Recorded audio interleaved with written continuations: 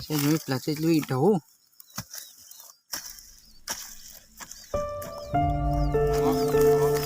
Sao? Cái đấu tiền ý. Như nào thôi? Không có tiền nào.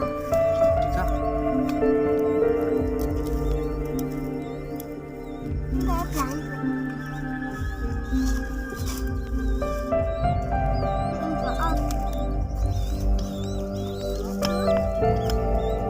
Muốn ăn chín nào? Đó là một con gì không?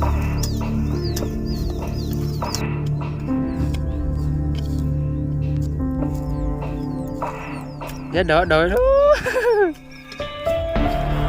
Xe nó chẳng được từ nữa.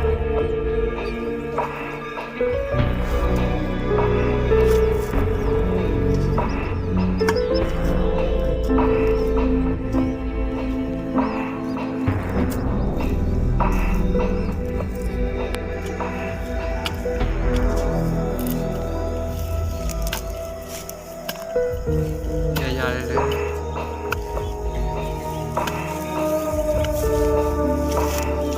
Đó đâu đấy.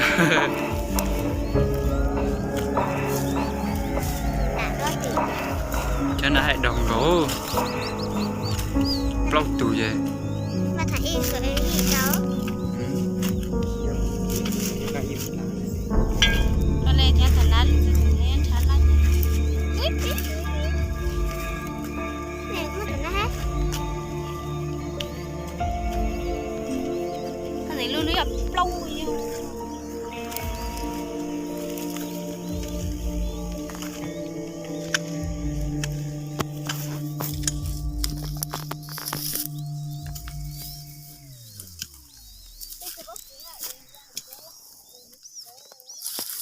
Kita ke banyak lek.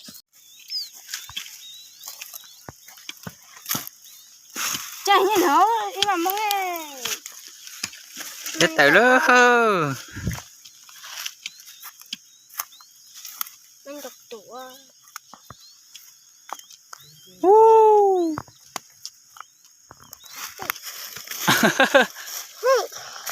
Em là tụ nóng ớ. Tụ không vào nhà. Không vào nhà. Anh trai. Có qua đây tụ na. Ôi ô.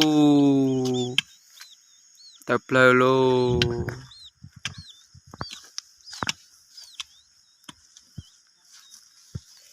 Bớt lại mình thấy cái tủ. Chê.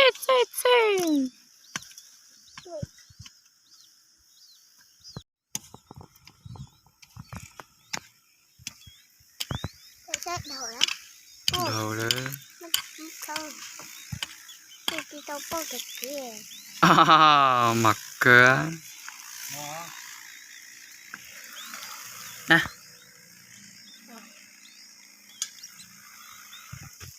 Nhạn luôn. Đâu? Ở chơi phải không mà. Đấy. Chỉ mà năng chua này. Thế được